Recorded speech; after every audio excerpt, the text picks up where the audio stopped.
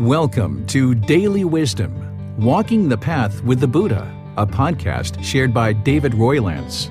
This podcast is dedicated to guiding you to completely eliminate the discontent mind and the suffering it causes by attaining enlightenment. Learn and practice the teachings of Gautama Buddha that will guide you to fully attain a peaceful, calm, serene, and content mind with joy. To support this podcast, visit patreon.com/support Buddha or visit buddhadailywisdom.com, where you will discover a full range of courses, retreats, and online learning resources to assist you on the path to enlightenment. Now, here's our teacher to share more.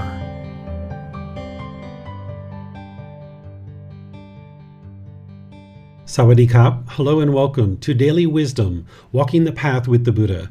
Today is our group learning program, and we're in part 2 of a 4-part series where I'm teaching students breathing mindfulness meditation. Over the course of this group learning program, there's various tools and techniques that you're going to be able to learn that will help move your mind to the peaceful, calm, serene, and content mind with joy that is described as enlightenment and taught by the Buddha. This 4-part series on Wednesdays is here to be able to help you to learn meditation and then build up your practice slowly but surely. Last week, I taught students how to actually meditate using breathing mindfulness meditation. And in each one of our classes, we've been meditating together. And we're going to be doing that here in a moment in this class as well. This will help you to build up your practice by coming to class each week on Sundays and on Wednesdays to learn meditation, develop your meditation practice, and learn all the other teachings that the Buddha shares in order to help you move the mind to enlightenment.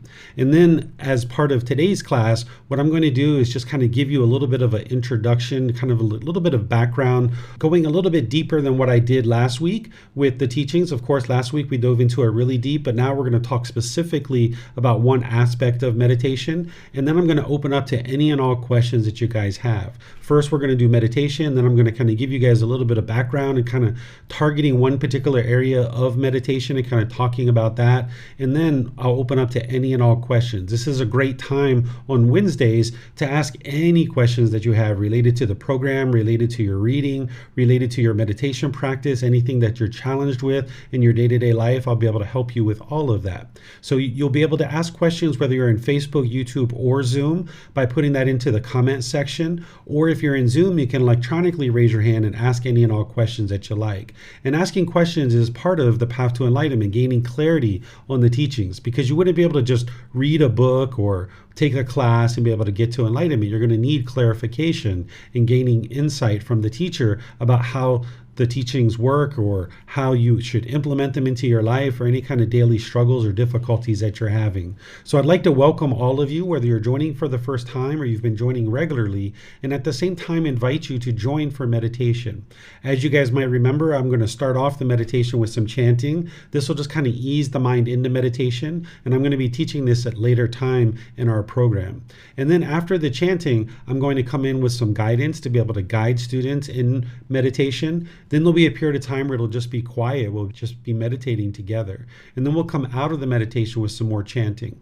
Remember, this chanting isn't a rite or ritual or a ceremony or worship. It's not prayer or anything like that. There's nothing mystical or magical about it whatsoever. It's really just to help ease the mind into meditation while cultivating certain qualities of mind. But I'm going to talk about all the benefits of chanting at another time. So if you'd like to either take a position sitting on the floor or sitting in a chair, these are common positions that somebody might take in order to meditate. There's also the standing and lying positions as well, which you're more than welcome to use. And there's even a walking position, which I teach in the various courses and retreats that I share. So make yourself comfortable with the lower body and the hands and arms. If you're in the seated position, you'd like the upper body to be erect. This keeps the mind attentive and alert during the meditation.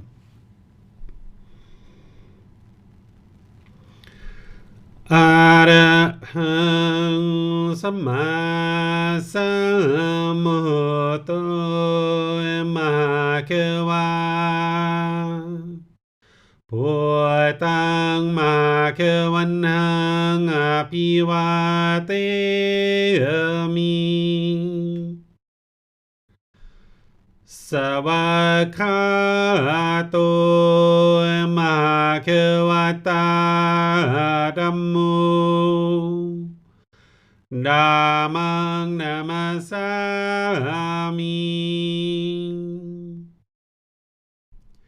Supatipano Bhagavato Sāvaka Saṅkho Saṅghang Namami.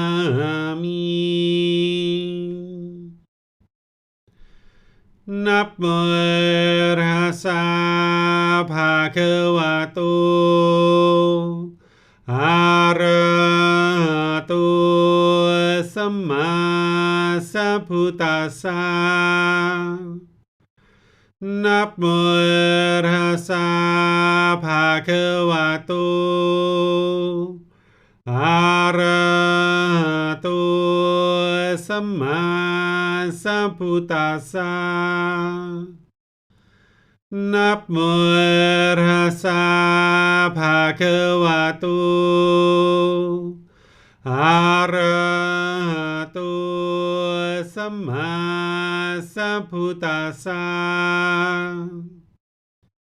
Iti piso Bhagava Arahang Samma Sambuddho Vicacaranang Sammuno Sakato Rokavito Anutero Purisa Dhamma Sati Satatawa Manusanang Bhutto Bhagavati.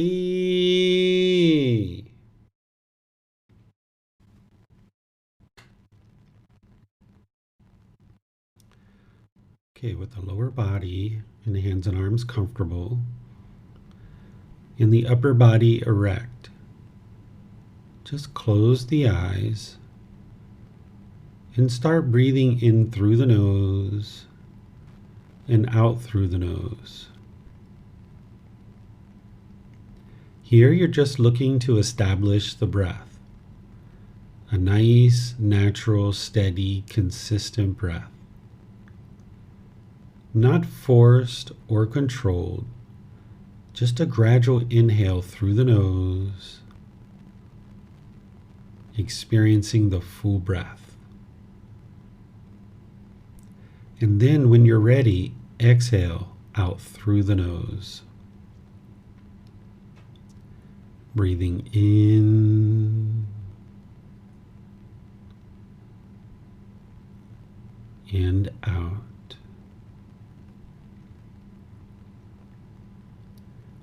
Breathing in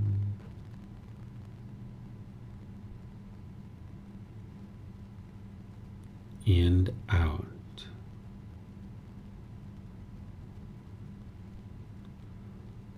Your breath may not match up with the guidance that I'm providing, and that's okay. This is your practice. I'm just here for guidance. You can use this voice as a reminder that whenever you get to the next inhale, breathing gradually through the nose, developing a nice, natural, steady, consistent breath.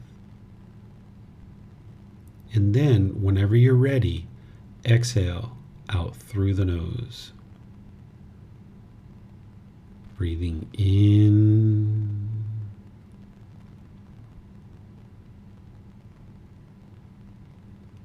and out.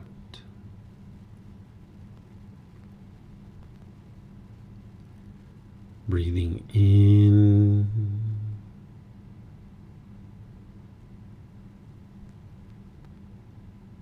and out.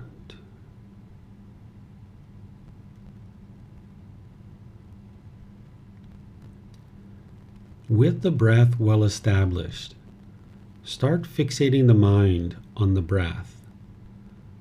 either the sound of the breath coming into the nose or the sensation of air moving over the skin into the nose. The breath is the present moment. Fixate the mind on the breath, the present moment.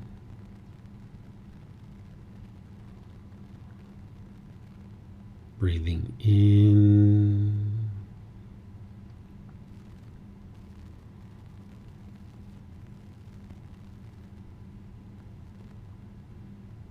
and out.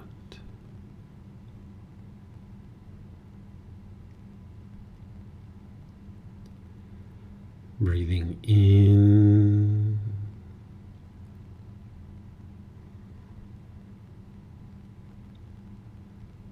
and out.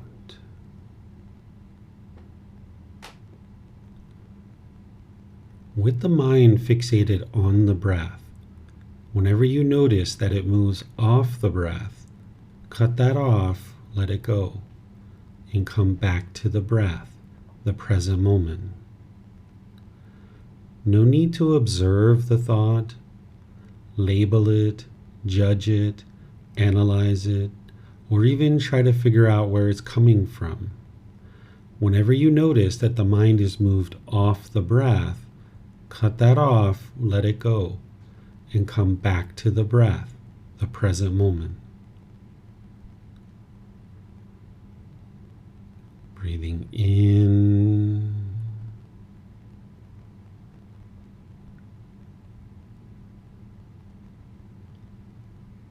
and out.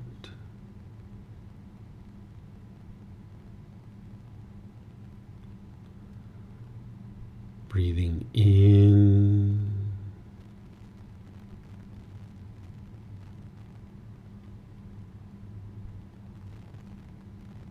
and out.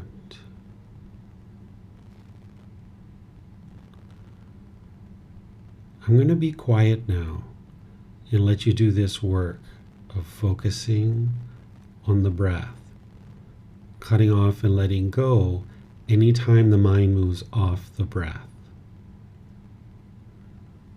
You have nowhere to go. There's nothing to do. No one needs you right now. This is your time to focus on the breath.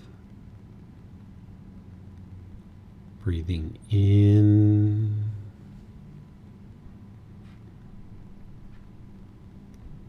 and out.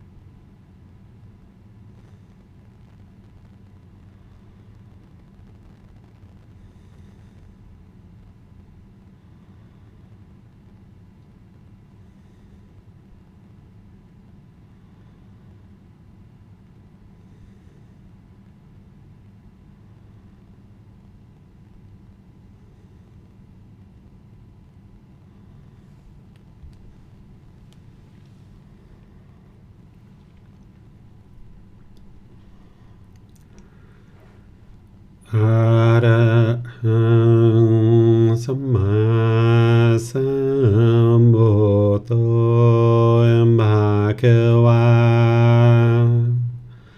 พุทธังมหาคะวันตังอภิวาเทมิสวากขาโตภะคะวะตาธัมโมธัมมังนามัสสามิสุปฏิปันโนภะคะวะโตสาวกสังโฆสังฆังนามามิ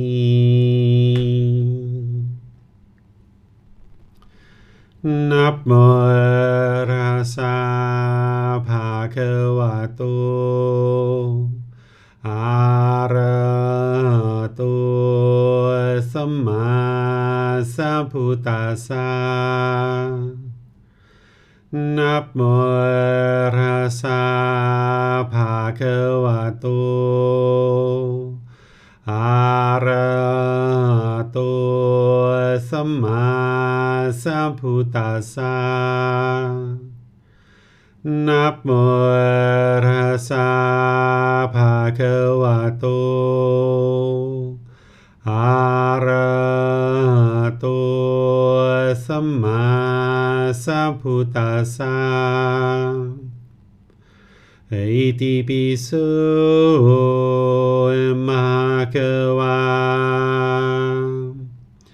อะระหังสัมมาสัมพุทโธวิจาจารณังสัมมโนสคาโตโรกาวิโต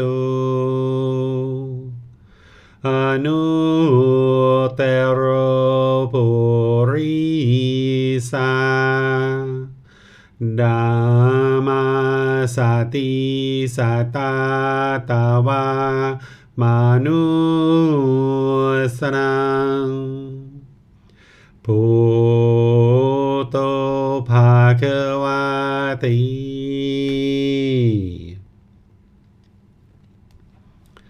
Okay, if you guys would like to slowly make your way out of meditation. What I'm doing over the course of multiple classes is I'm gradually expanding this meditation slowly but surely to give you guys a chance to build up your meditation practice. Perhaps this is what you're choosing to do on your own too in your own practice. Because if you remember from last week, one of the things that I mentioned is that what you would ultimately like to do is build up to a meditation practice where you're meditating 2 or 3 times a day for 30 minutes or more. And this oftentimes takes quite a while for a student to build up to that consistency. It can take 6 months, a year, even 2 years to gradually build up to that.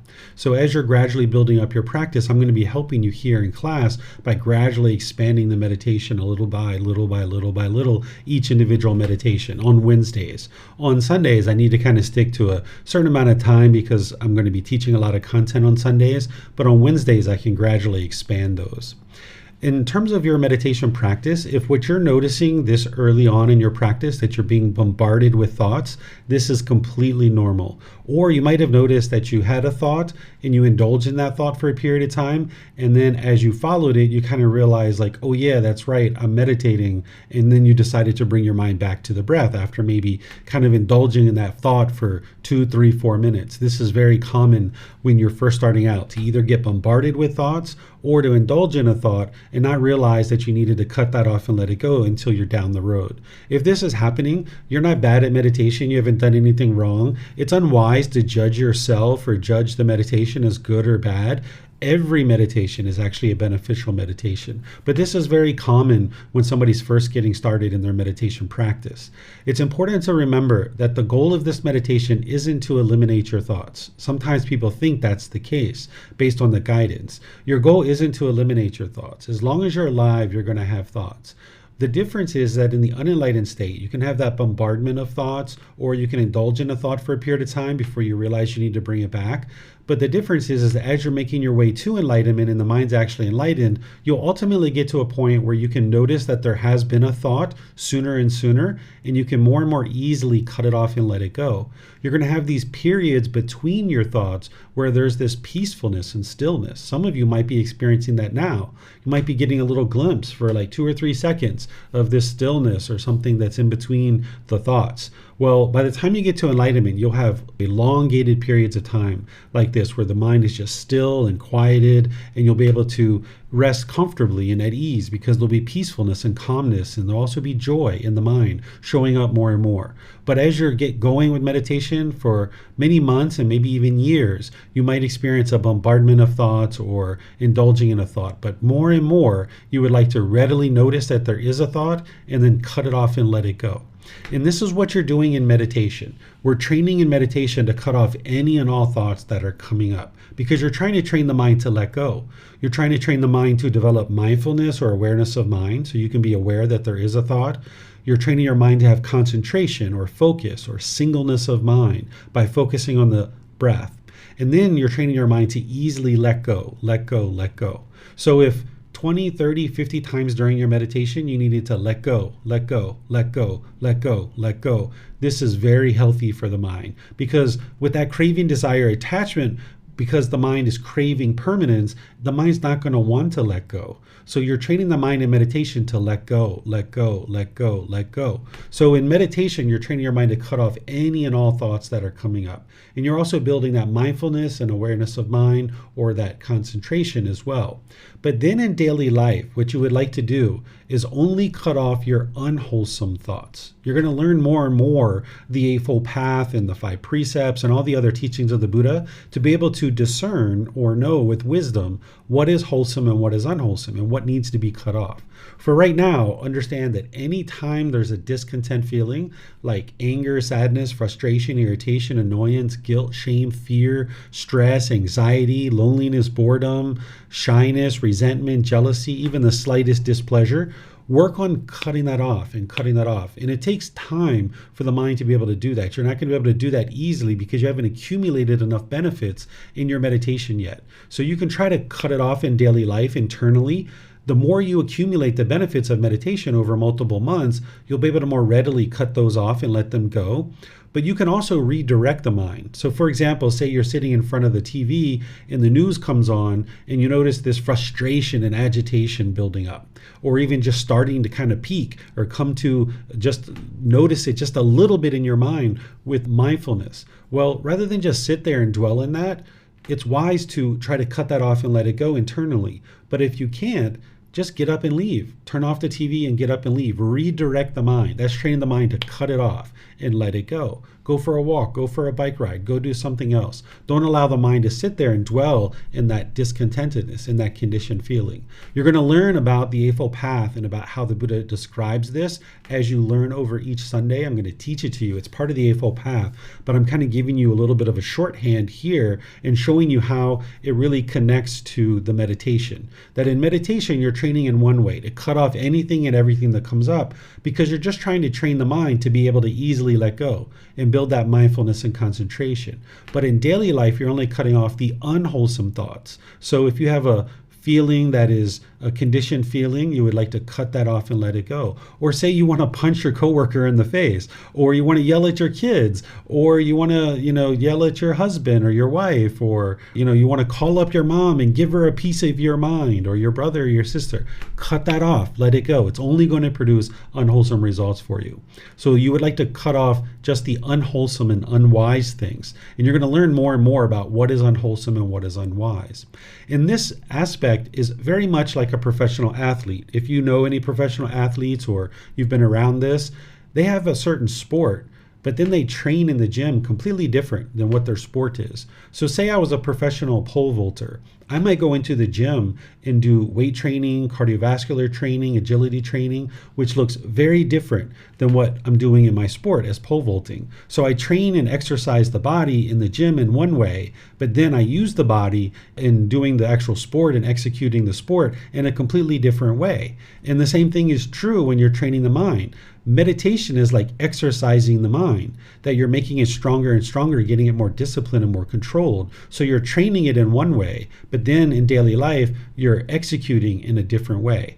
And the mind is just like a muscle. Like if you have a muscle that you haven't been lifting weight with, over time that muscle will get weaker and weaker. It's not going to be available for you when you need to move furniture or you need to pick up some groceries or something like that.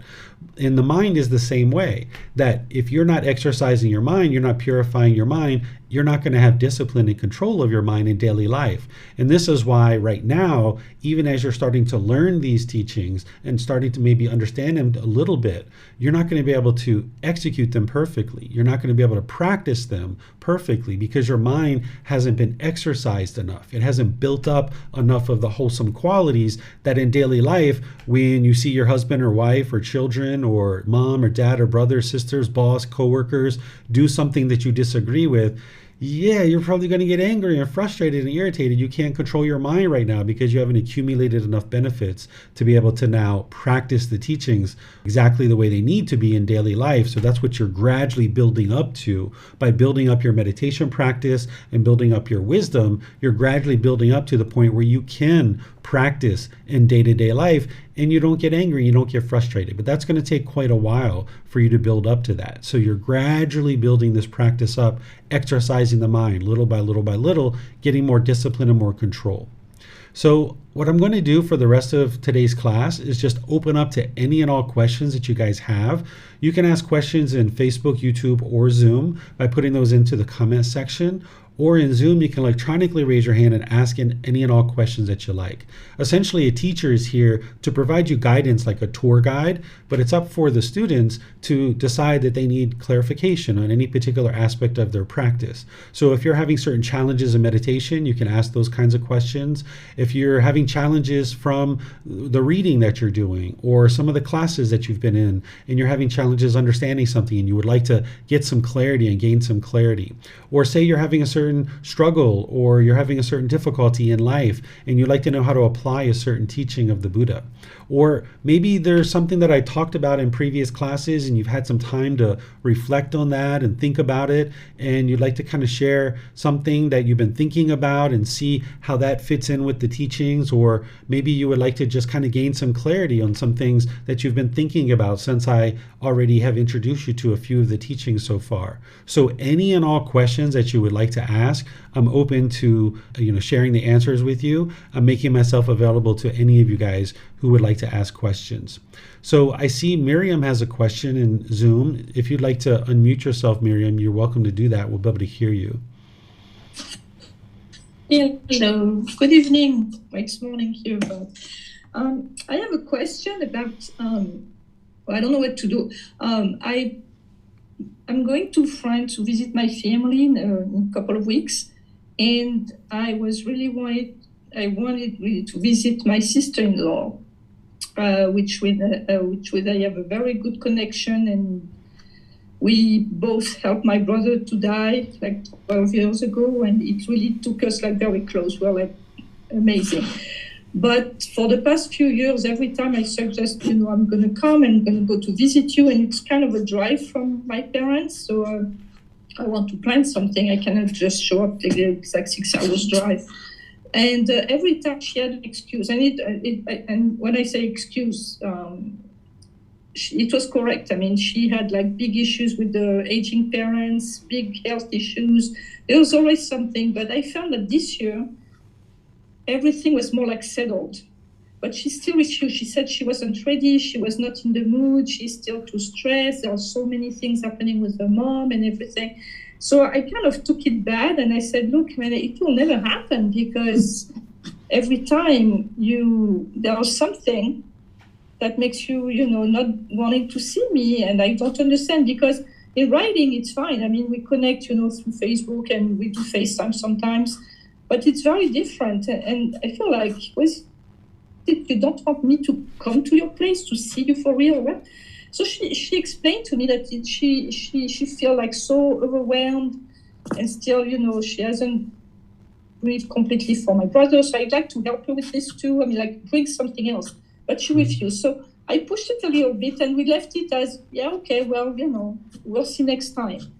But I was upset. I was like disappointed and kind of said, she's like burning herself into this hole, and I just want to try to help her climb out. So I realized it was, after a couple of hours, of course, I realized that it was my craving attachments who wanted me to do that and not hers.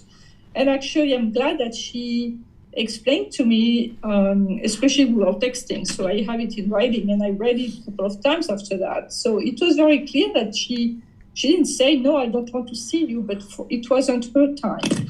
So now I feel not bad because I'm working on that too. So I said, okay, she was right. I appreciated that she held her ground, and she, it's not good for her. That's good, and I have to accept it.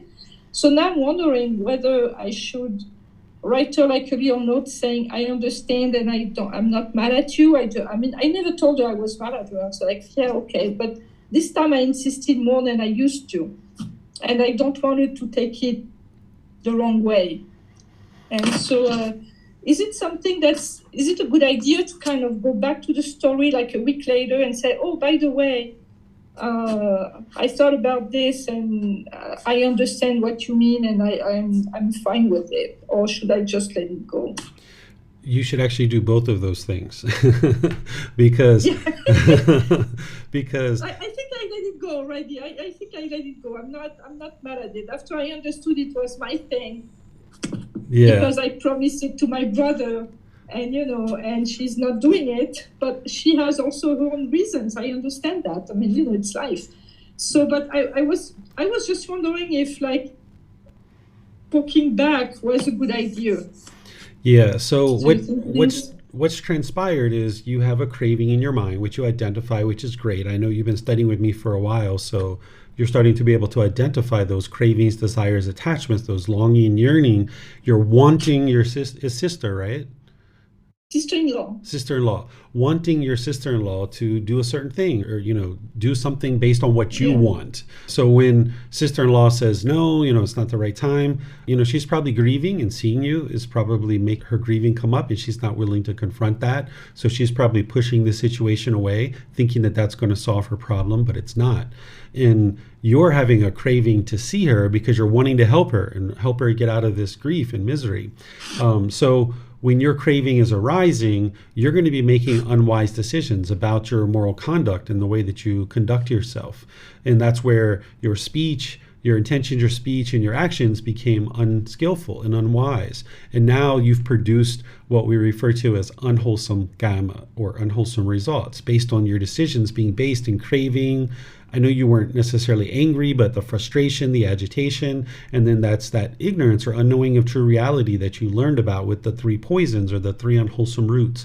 Whenever you're making decisions through those 3 unwholesome roots, it's going to produce unwholesome results for you. So where you've produced that unwholesome result, you would like to clean it up. And this is part of extinguishing your karma, extinguishing your old unwholesome karma.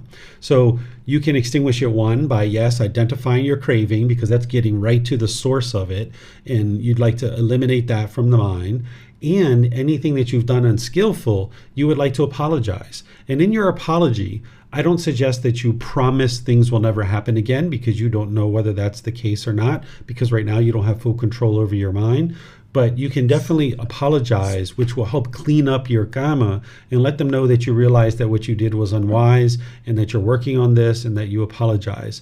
So that would be the way to clean it up. And then what you're doing is you're training the mind to let go of sister-in-law. Realize that she is her own being. She's making her own decisions. Just because she's choosing to not get together with you doesn't mean she don't love you, doesn't mean she doesn't want to spend time with you or interested to spend time with you. No, she told me she loves me. It's just not the right moment. She said, I'm sure someday I'll be, she wants to feel free and happy. And now she's still, like, taking care of her older mother, who was, like, dementia, and things are better because now the mother is like in a nursing home and she's taken care of, so she doesn't have to do anything except visiting her.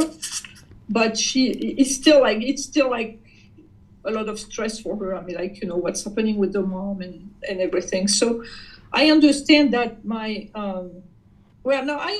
understand now, why she wants to wait until the moment will be perfect. Mm-hmm. And I know that this moment will never happen. I told her, I understand the thing, what you do. We've been raised like this. We feel guilty. It's either the guilt or the sacrifice. Mm-hmm. And we need to juggle between the two. You do it or you don't, but there's always something negative that's bound to it. And she told me, so for now, she's working on being positive. And so she said, every time I have like a negative thought or something, I just, put it in a room and close the door and lock it. So, and then I can be safe. And I said, yeah, but someday this thought, it's not like, they won't go away if you pile them up in a corner. Like I use under the rug sometimes, but, so anyway, but I realized then, that she's not in the same way of thinking that I am, and I cannot just impose it on her. So I feel my brother is at peace, but she feels that he's not. So, it's very, it's complicated. But I just want to make sure, I know she loves me. She said so. She didn't say, there was no aggressivity in both ways. I was just insisted. And then at some point, it's like, okay, I'm not insisted anymore. But, I had just to process the fact that, I wouldn't see her again. And that was it. So I just want to bring it back and apologize. I already apologized, but, it was just at the end of the conversation. So it was kind of, it was a true apology in my thing, but it could be like, say, okay, we've talked enough, have a good day. But I'd like to do a little more. That's why I wanted to know whether it was, wise or not, actually, because I don't want to make it worse. Yeah, that insisting that you're doing with her, that's your craving, desire, attachment manifesting in unskillful conduct. And then, I don't know if you realized that you cut me off when I was talking. Did you realize that? I'm sorry. No, that's all right. Earlier, you cut me off. That's also the craving, too. That's why people interrupt you, because they're impatient, they have a craving, they want to hurry up and say something. So when somebody's craving is arising, there's this emotion and the person wants to jump in and talk right away. So you can see that in the description of the situation, but also even just talking here, you can see that there's still some craving there that you need to let go of. Yes, it's back actually. I mean it again. Yeah, you're right. Mm-hmm. Yeah, that's interesting. Okay, I'll do that. My other question is that because it doesn't hurt to start the whole cycle again, with the volume 1 of the book that I finished the cycle, but I'm redoing this. I just started again because I think it won't hurt. So when you're done with is it good to do the whole volume 1 again with you, or should I jump into like the study group on Saturdays when you start a new one? Each person needs to decide for themselves. Doing the group learning program more than once is very wise. There's plenty of people who do that. Then sometimes people will even do both, like the Pali Canon and English study group in the group learning program at the same time. Particularly after you've already done the group learning program once, you might decide to do this one again and the Pali Canon and English study group. But with that Pali Canon and English study group, you don't need to start at the very beginning because that one only restarts once every 1.5 years. So you can actually start that one at any point, because by the time you get into the Pali Canon and English study group, you've already laid a really good foundation down. So you can actually come in at any point. Oh, okay. All right. Okay, I'll do that then. Thank you. All right, you're welcome. All right, looks like Julia has a question here in Zoom. If you'd like to go ahead, you can open up your mic. Hi, thank you so much, Teacher David. I feel like I feel for Miriam a lot because I'm the reversed situation where I'm the sister-in-law. I just had a baby about 5 months ago, and my in-laws and husband, I'm an introvert, and they want to always visit and they want to help out. And I know it comes with good intentions, but I have a craving to rest and be alone, and that is often not respected. And so I have a craving for that. And so I'm trying to figure out how to let go of that craving by, I feel that I need to rest mentally and physically. That's what's good for me. That's how my body feels. And so I've respectfully requested time, but sometimes they don't respect it. So I have a craving to avoid them. So I'm trying to figure out how to let go of that craving, because I feel like it's becoming an aversion where now when they call, I'm automatically don't want to pick up or deal with it. Okay. So the breathing mindfulness meditation and what you're going to learn is part of generosity, which is giving and sharing more than is strictly required in any given situation without any expectation of anything in return. This is like sharing your time, effort, energy, and resources. This is what's going to help you train your mind to let go. This is the generalized training that you're going to learn about as you go forward in the group learning program. So there's the breathing mindfulness meditation that's helping you eliminate all cravings, desires, attachments, and generosity. It's kind of softening up the mind and get it comfortable with letting go, right? And as you get that up and running and ongoing for a few months, then you're going to learn in chapter 13 about how to identify your craving, which it sounds like you have already. And then you're going to learn about how to put your mind in the situation that it doesn't want to be in. And then that's how you train it to almost surgically let go of a craving. So in this situation where you're craving to be alone and you don't want to be with the family on certain occasions, you would like to put your mind in that situation and train it to be comfortable there, because it's not comfortable there. But based on what you're sharing with me, I don't recommend that you do that until you get your breathing mindfulness meditation up and running on a consistent, ongoing basis. You get some generosity built up, and also your in-laws and your other people who are putting their expectations on you and not respecting your decisions until they start learning to respect your decisions. Because you need to be able to practice to a point where people aren't grabbing and pulling at you, and people aren't just kind of barging in and doing, whatever they think should be done. So if you're politely saying like, hey, I appreciate you guys being interested to come over, and I'm sure you're very excited to see your grandson. I would like to stay home, and this is what I need in order to rest and relax. Maybe we can get together another time. And if they're insisting and pushing and pushing and pushing, that's their craving.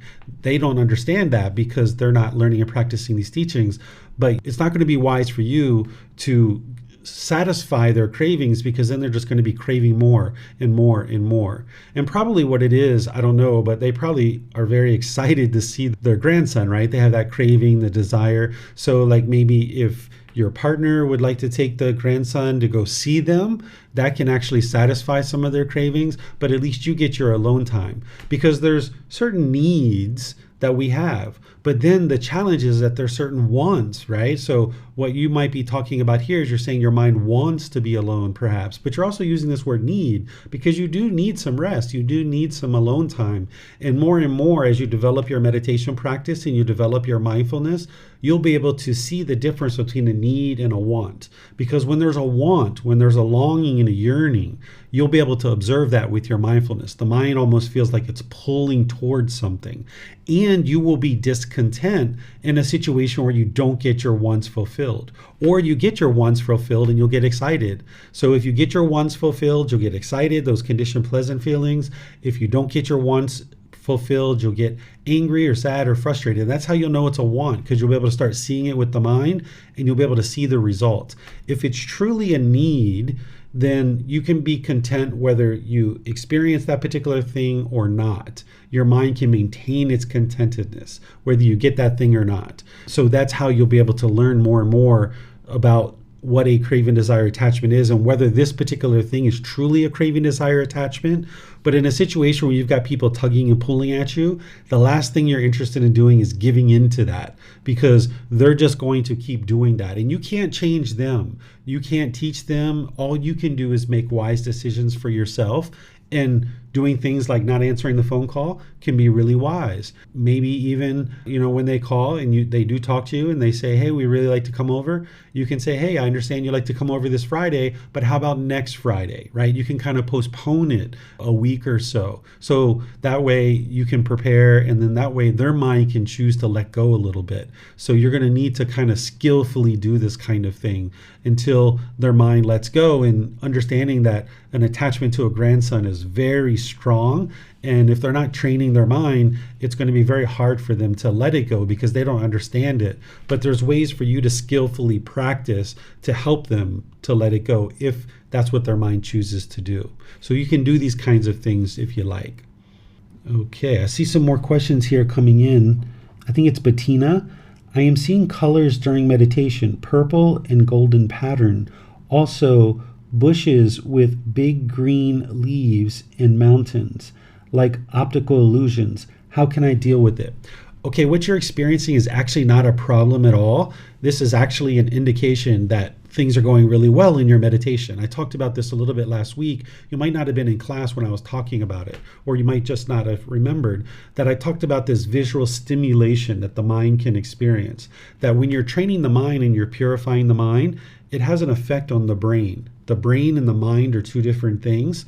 And the physical structures of the brain are actually changing as you're purifying the mind. Even though these are two different things, there's a connection between the two of them. So the physical structures of the brain can be changing, and that's where you can see these flashes of purple and things like this, because even with your eyes closed, sight is happening inside the brain. The eye itself is just a lens to bring in the light, but the sight is actually occurring inside the brain. So you might notice these different things. What you can also notice sometimes in meditation, but even outside of meditation, is you can have residual memories of past lives as well. That could potentially be what you're experiencing here, is that there was a certain experience that you had in a previous life, and now as you're meditating, this is kind of removing the pollution out of the mind and is kind of unlocking this. So it's not a problem at all. The only reason why you might be perceiving it as a problem is that there could be a craving for it to not occur.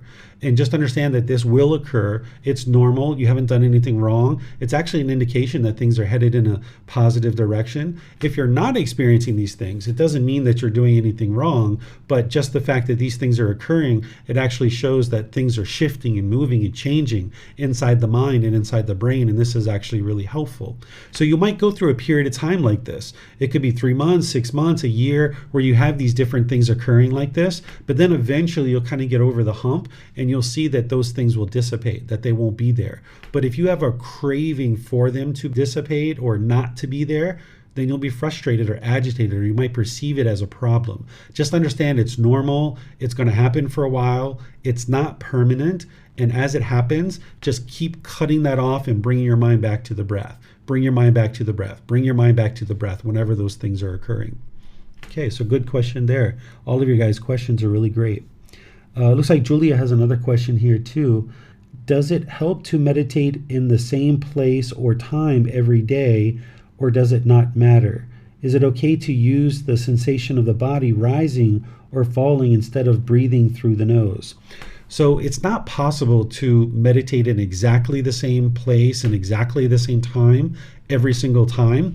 If you were able to do this, even for a period of time, it's unwise to do that because the mind will get attached to meditating in this exact same place and the exact same time. And then when you try to do it somewhere else, or you try to do it at a different time, the mind won't like it because it doesn't like that impermanence. The mind craves permanence. So what I usually suggest to students is, the first 4 to 6 weeks, usually students are building up their meditation practice at home, kind of like in their bedroom or their living room, or they might have a meditation room set up in their house. If you need to do that kind of just to get your practice established, that can be helpful and that can be wise to just kind of like meditate in the same place, not necessarily the same time, but you're not interested in doing it for anything more than about maybe 4, 6, 8 weeks. And then after that, you would like to start kind of moving the mind around into different locations and introduce some impermanence into it so that it doesn't get fixated in meditating in the same place. So if you have like a meditation room or a bedroom that you're meditating in, switch it up and meditate in the dining room or the living room sometimes, or go outside on the patio, or go to a park and kind of switch around different times and introduce some impermanence. It'll kind of shift the mind, and the mind won't kind of like it at first, but this is exactly why you're doing it, because the mind doesn't like impermanence. It craves permanence. So when I talked about that on Sunday, where the mind's craving permanence, and when it doesn't get what it wants, meaning it experiences impermanence, it gets uncomfortable.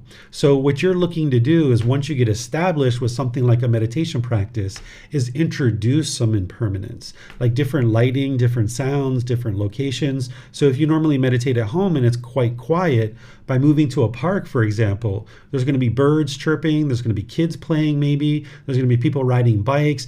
This is all impermanence that the mind has to deal with, and now it has to overcome any kind of cravings for a certain environment for meditation. And as you move your mind around like this, different times, different locations, it becomes more and more stable and more steady, because you're training it to understand impermanence and not have cravings. The focus, the concentration, the clarity, and the deep memory that we talk about with the enlightened mind, that's not actually coming from the meditation itself. The meditation is actually preparing the mind to let go of its cravings, desires, attachments. But it's when the mind eliminates its craving, desire, attachments that focus, concentration, clarity, and deep memory start coming into the mind, because you're eliminating the pollution that's in the mind. So the meditation is a tool or technique that prepares the mind to then notice that there's cravings with the mindfulness, and develop the concentration, and then to be able to easily let go. So over time, you're going to be interested in putting the mind in the situation where it finds to be uncomfortable. Like meditation is a good example of that. But then also what we were just talking about with your in-laws, you would like to actually do that from time to time to train the mind that, hey, it's okay. And while you're with your in-laws, if you need to get up and go find a quiet room for 20 minutes or 30 minutes or an hour, whatever it is, then go do that. Or if you need to go for a walk, go do that. It would be unwise to be unskillful in your relationships. So if you can just get to the point where maybe they come over every once in a while, and you can maintain that for like 15 minutes, 20 minutes, 30 minutes, but you need to go take a break, go do that. Go take a break, go do some quiet time, and then come back. So you're putting your mind in the situation that it's not interested in being in. And then this other question you had about, is it okay to use the sensation of the belly rising or falling instead of breathing through the nose? I would ask you, why is it that breathing through the nose is problematic? Because obviously everybody can't breathe through the nose. Some people are going to need to breathe through the mouth. Some people are going to need to breathe through the nose. There can be other things that need to happen like that. But where possible, it would be wise if you were able to breathe through the nose. You'll notice that your meditation is more beneficial. But you can also train to breathe other ways too, because you're going to have sinus infection sometimes, maybe, or a cold or a flu or something like this. Some people don't even have a nose, right? They were born without one, or they have a tracheotomy or something like that, and they're breathing through their windpipe or something like that. So you can use some of these other things like that. And if you can develop your practice where you can get just as peaceful and observe the breath through these other things, you could use those. Where possible, I would suggest using the nose, because that's what I notice produces the most benefit. Even though I've trained the mind to meditate by breathing in through the mouth, I notice there's so much more benefit through the nose. So I would encourage you to look at that, and I'm not sure why you're not able to do that. Maybe you would like to share. And then if you've looked at that and it's just not possible for you to breathe through the nose for whatever reason, maybe there's an obstruction or something like that, then there's these other options that you can use as well. And perhaps if you do those regularly, you can train your mind to be just as peaceful and just as well trained using those other things as breathing through the nose. Because what you're looking to focus on is the breath, because the breath is the present moment. So the rising and falling of the chest or the stomach, the abdomen, is indication of the present moment of the breath. But you'll notice, like I mentioned, the actual breath itself has more of an anchoring point, where when the Buddha describes meditation, he describes focusing on the breath. And he talks about it like this post and this pillar. If you have a post and a pillar and you have 6 animals tied to this post and pillar, and maybe the alligator's going to the river, the bird is flying to the sky, the monkey's going to the jungle, and all these 6 animals are pulling and tugging, they're going to get yanked back to that post. They're just going to keep getting yanked back and yanked back and yanked back. And eventually they're going to sit down. by that post and that pillar. They're not going to pull anymore. And that's what you're doing with your breath, is that's the post and pillar. And your mind's going to keep pulling and pulling and pulling and pulling. And you're yanking it back and yanking it back and yanking it back. And more and more and more, your mind's going to get used to just sitting down and being still at that post and that pillar. And that's where the stillness and the quietness comes into the mind. Okay, we have some other questions coming in here. Oh, this is from Julia, actually. Thank you so much, Teacher David. My husband views me refusing to see his family every week as a rejection of his family. I guess he has craving to pacify his family. That is great source of conflict in our marriage, where he doesn't respect my need to be alone or rest. I guess that is his craving and not my responsibility, like you suggested. Just skillfully say, maybe we can do it another time when I am fully well, etc. I think I also have a craving to be prioritized more than his family. Thank you again. Yes, you're 100% accurate on that your husband is having a perception. This is what we call a perception. A perception is a view or opinion about how things seem to be. And oftentimes these perceptions are untrue. Essentially, we might think about a perception like an assumption. So your husband's making an assumption based in his own craving. And when you have a craving that arises, you're not going to be able to see things in the world very clearly. So based on his craving arising, all that pollution is arising. It's like looking out at the world through a dirty window. And when you look out at the world through a dirty window, you see nothing but dirt, right? And now your husband is thinking that you're rejecting his family, and that's based on his perceptions, and that's based on his cravings. But you know that that's not true. You know, you just gave birth to a baby 5 months ago, and sometimes a man might think like, oh, you know, you gave birth, like, come on, let's get back to it. But I was around my wife, you know, it took her many years actually to get her body and her mind back to where it needed to be. You can't go through all those physical changes in the body and in the mind delivering a baby and just snap right back into it. You're going to need time to gradually rest, and your husband may not be understanding this, and he may need to understand, and you're probably going to need to have some conversations with him at times when it's quiet, when it's calm, when the topic of his parents coming around hasn't even been brought up. But you can just go to him and say, you know, honey, you know, maybe bring him some fruit, bring him some dessert, hold his hand, look him in the eye, let him know sincerely that you do find it something that you need to do is spend time with his family, but you just need some time for yourself. And you would just like him to understand that you're not rejecting his family, that you just need some time for yourself. And if he can be understanding of that, that would be wonderful, right? Because he's having that expectation and that craving, and you don't need to fulfill that, because you're going to have different people tugging and pulling at you, because this new baby came into the world and everybody wants to see it, right? Everybody wants to be around it, particularly as that baby starts getting a little bit older and more interactive and stuff like that. So you're going to need to be able to manage these relationships, but you're managing your own mind, right? You can't change your husband. You can't change your in-laws. All you can do is make your own decisions. And sometimes you're going to need to have a sincere conversation with a family member here or there and just help them understand how you really feel, because they're not seeing true reality. They're seeing the world through their perceptions and through their cravings. And you may not be in a position to be able to explain that to them the way that I would, but you can surely go to them and explain true reality of what's truly in your mind. And you can even ask them questions. You can say, you know, honey, why is it that you feel like I'm rejecting your family? Do you think that I should be able to see them every single Friday? And they're like, yes, they should be able to come every single Friday. And that's where you say, okay, so you want me to permanently see them every single Friday? And they're like, yeah. And you say, well, let's look around the world. Is there anything that you see that's permanent? Is there anything in the world that you can see that is permanent, right? Because this is his mind craving that permanence. So you might be able to kind of gradually help him to see some more wisdom like that. And then at the very least, you share your true intentions and your thoughts.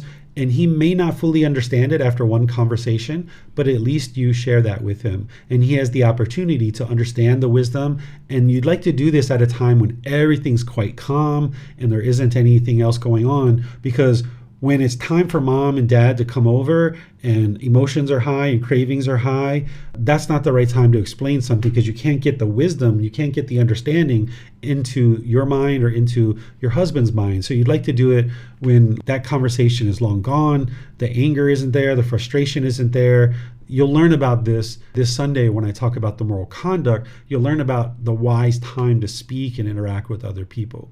So you're headed in the right direction there, but I imagine you still kind of feel guilty and shameful because of your own cravings and your own attachments. But don't allow these other people to put their expectations on you. They will surely try, right? But you don't need to adopt them as your own. So if your husband's putting expectations on you, your in-laws are putting expectations on you, just see it for what it is. That's their expectations. You're interested in eliminating your own cravings, desires, attachments. The last thing you're interested in doing is adopting other people's cravings, desires, attachments into your own mind. So you can just see it for what it is and then just help those people to understand true reality of how you truly feel. Because obviously they're not understanding you, and you can provide them that opportunity to understand you if they would like to do that. And you might even ask them, is this the right time to talk? And, is this a good time? I would like to share something with you because I'm interested in having you better understand the way I feel on this particular topic. And then if he's like, yeah, let's talk, then it's a good time to talk. But if he says no, then you'll just need to find another time that's more suitable for you guys. So yeah, great questions there. Oh, you're welcome, Bettina. Very pleased to help you. Okay, looks like Fiona has a question. Go ahead, ma'am. Oh, hello, Teacher David and everybody. I've got a problem with anxiety.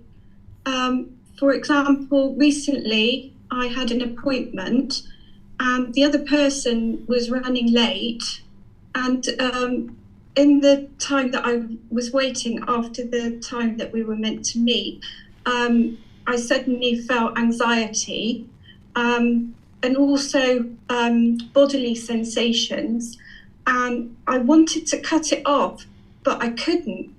And one of the things you said earlier was regarding redirecting the mind. Would that help in that situation? And when I feel anxiety, I don't feel it.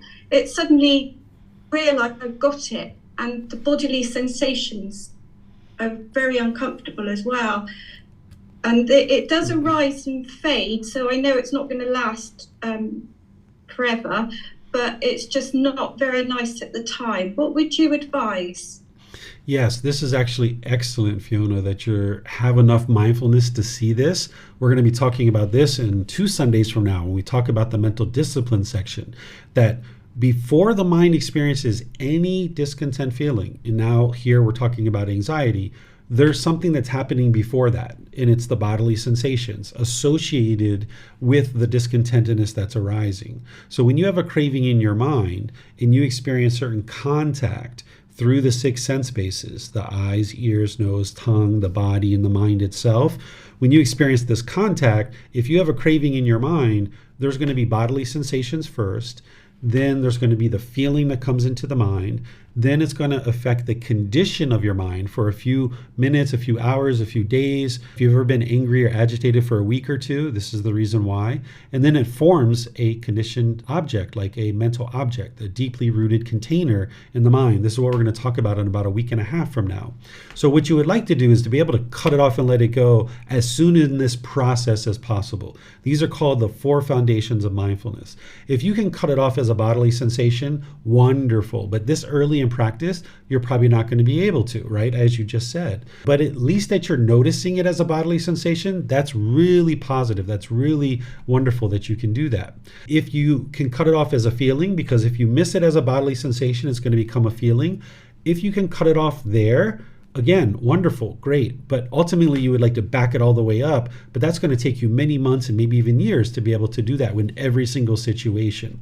And then if you miss it as a feeling, it's going to start affecting the condition of your mind. This is where, for several hours or days or a week or two, if you've been agitated, that's where it's affecting the condition of your mind. And you'd like to catch that sooner and sooner and cut that off, because otherwise it's going to feed this mental object. So if you're not able at this point in time to cut it off internally, that's normal. But yes, you can redirect the mind. You can try to redirect it. But just understand that your mind hasn't had enough practice yet to be able to let these things go readily and easily. It's going to take many months to build up the quality of mind to be able to let them go.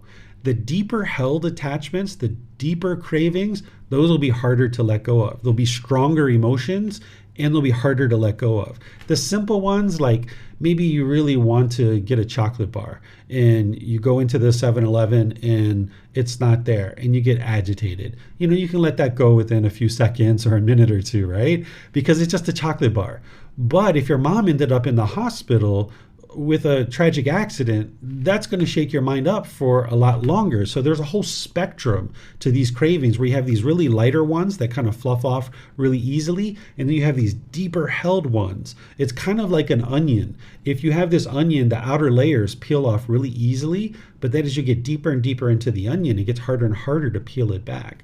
So you'll notice this. And yes, you can redirect the mind. We used to even do this with our child, since it sounds like Julia has a young child and some of the rest of you guys are around children. You can even do this with children because children don't have the wisdom to do what it is that I'm describing right here, but this is what you would like to do. But even with a child, if you see them getting ready to get discontent, you can redirect their mind and teach them to cut it off and let it go. We used to do this with my son. We would say, "Is that a squirrel outside? Did you hear that? What was that noise?" Or, "Oh my goodness, did you see that beautiful cloud? Look at that cloud." And we would do this even when he was 6 months old, 9 months old, a year old. And as he got to the point where I started formally helping him in these teachings at the age of 6, it was so easy to help him and so easy to train him. And even now, at the age of 11, he very rarely gets discontent anymore because he's trained his mind to let go of a lot of his cravings, desires, attachments. If any of us would have trained our mind that early, it would have been wonderful. We wouldn't have had to experience all that misery and heartache and pain that we experienced. So you can do this for yourself. You can even do this with children. You can even do it with adults, right? Like sometimes if you're in a conversation and you see somebody's mind getting ready to get angry or upset, you can actually completely change the subject to something completely different, helping them to cut off and let go of what it is that they're about to get angry and frustrated about. Because you can start reading people's body language and facial expressions, the tone of their voice and things like this. So that should help you, Fiona. But of course, if you have any follow-up questions on that, you're welcome to ask. Okay, it looks like you put your hand down, so must not have any follow-up questions there. Okay, I'm not seeing any other questions anywhere. So I see somebody here in YouTube has some writing. It looks like Ronald Tan. There's some Chinese writing there. I apologize. I can't read Chinese and YouTube doesn't translate it for me. If you would like to ask a question in the future, maybe you could just put it in English or maybe go to Google and translate it to English and put it in there. I'd be able to help you. Okay, so what I'll do then is just wrap up class by reminding you guys that next week on Wednesday will be the third part of our 4-part series, where we'll essentially do the same thing, where we'll do a little bit of meditation together. I'll probably teach a certain aspect of meditation and really honing in on that.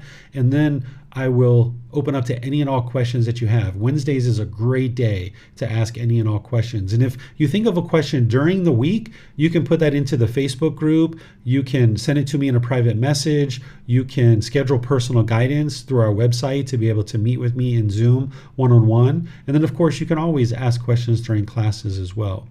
And then this Sunday, we're going to be in part 2 of our 3-part series where I'm diving into the Eightfold Path and helping you guys understand the moral conduct section this Sunday. That in 3 separate classes, I'm going to go into detail about each individual section of the Eightfold Path, because this is the path to enlightenment. If you're interested in getting rid of these discontent feelings and training your mind to get to the peace, the calm, the serenity, the contentedness and joy, you would need to know the Eightfold Path inside and out, backwards and forwards, left, right, up, down.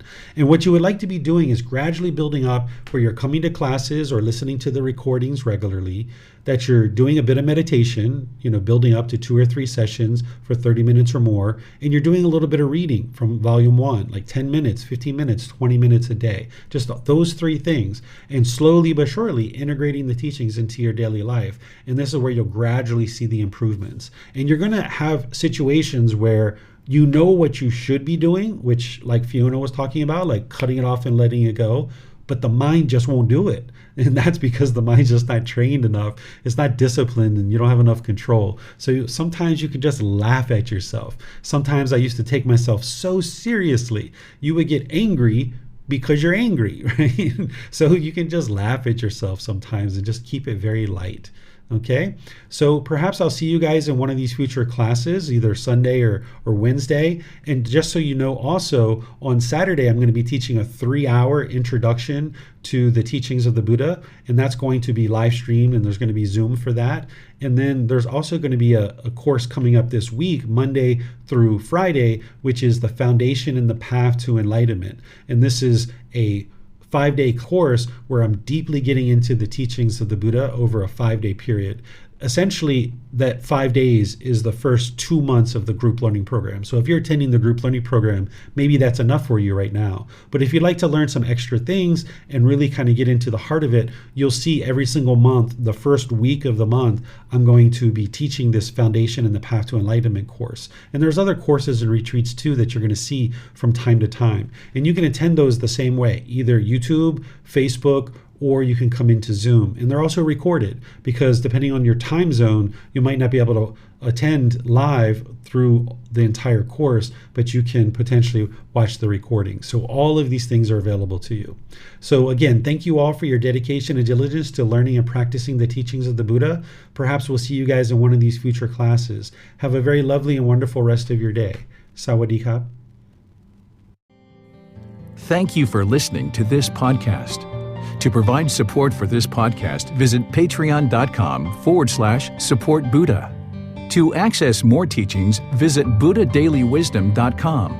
There, you will discover a full range of courses, retreats, and online resources to assist you on the path to enlightenment. Remember to establish a daily, consistent meditation practice, along with learning and practicing these teachings.